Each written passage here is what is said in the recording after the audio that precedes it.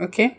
So yes, I was saying that it is important for us to discuss these drugs because they are important in our patient care.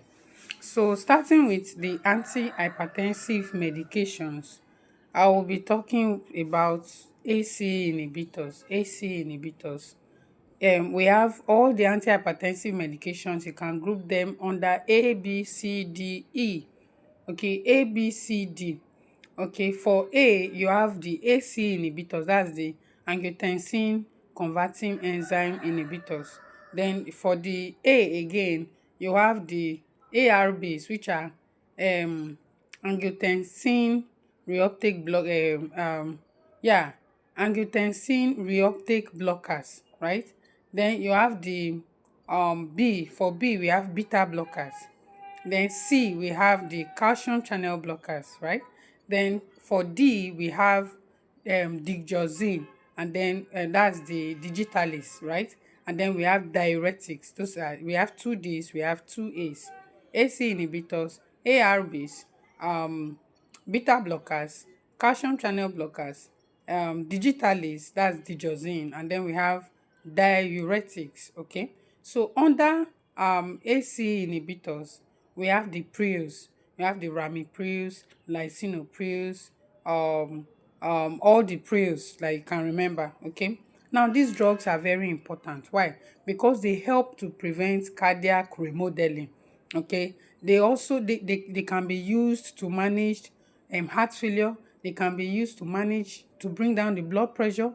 Okay, they can also be used in patients who have renal disease with caution. Okay, because they will help to promote the kidney to filter excess blood.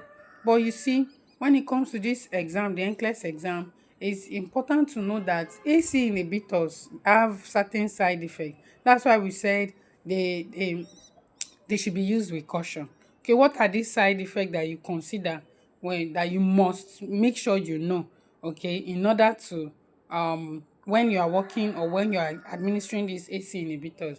AC inhibitors may not really have too much adverse effect on the GI, but the issue with AC inhibitor is that one of the adverse effects, it can cause cough, dry cough.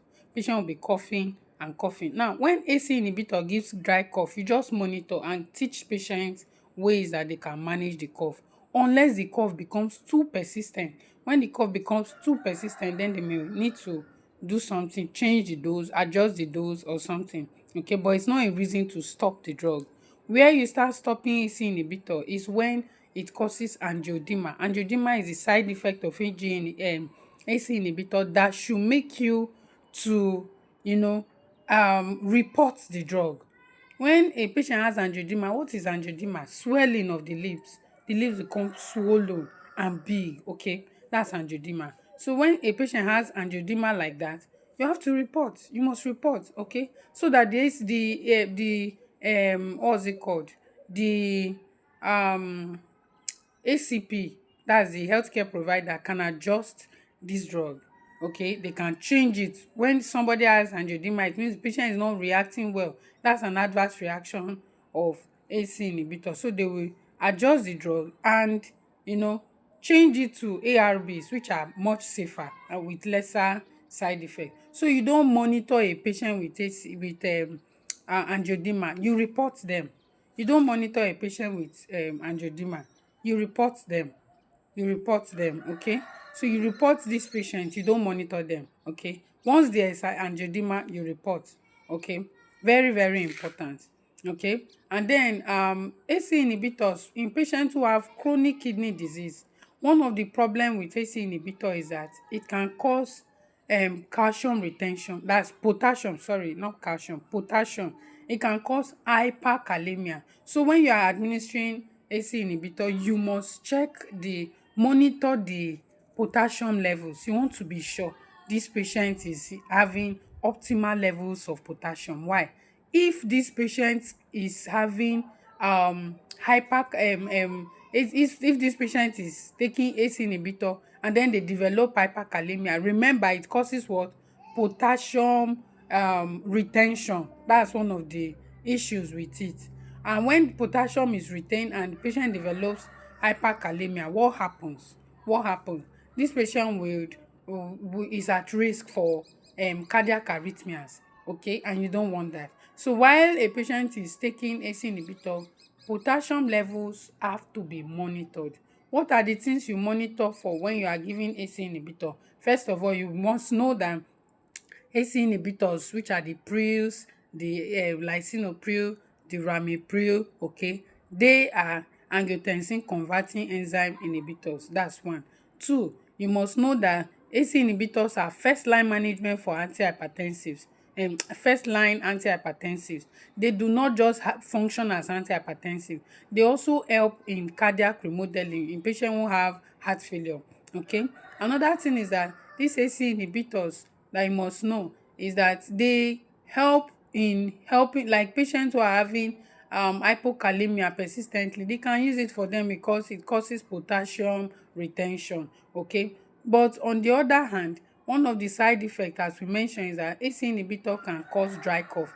This dry cough does not necessarily need to be reported unless it becomes very persistent. So if the patient say, I have dry cough, you teach them conservative ways, take enough fluid, encourage them to take lozenges to help with their throat. Okay, you just support them, all right. But when they now have adverse effects like angioedema, you must discontinue the medication. That is, you will withhold the medication. You don't administer it at that time.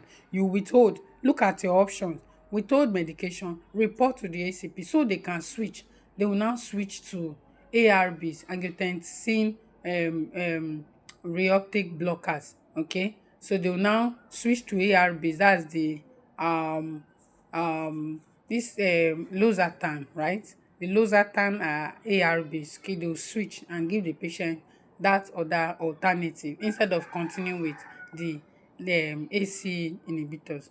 Okay, and I mentioned that when we are monitoring or when we are managing patients with AC inhibitors, you have to, okay, monitor the potassium levels because this patient is at risk of having hyperkalemia.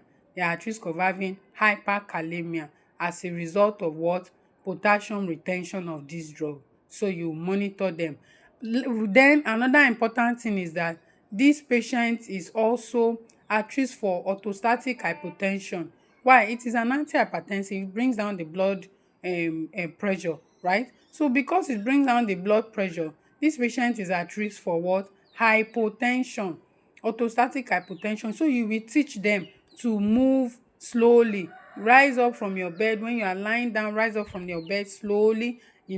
Move slowly. Very important.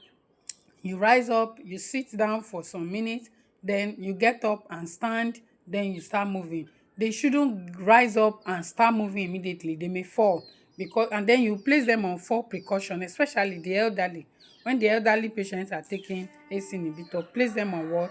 Fall precaution, because you don't want this patient you know to have issues, okay, to fall, all right. So you teach them how to manage themselves to prevent falls, because any drug that drops the BP can also make somebody develop orthostatic hypotension. You don't stop a drug because of orthostatic hypotension. You only manage them. You teach them how to manage the situation, all right. Please and please kindly support me by subscribing to this channel. Subscription is free. Once you click on the subscription button, that thing that appears like a bell, once you click on it, it doesn't require anything. It's just to help me so that this channel can grow, and then I can make more productive and con that can help us pass our exam. Okay, you can see this video is just about 9 minutes. So in 9 minutes you have been able to know what AC inhibitors are, and in my next video I'll make another one. Okay, I'll talk about another drug. All right, thank you very much. Okay, see you in my next video. Thank you.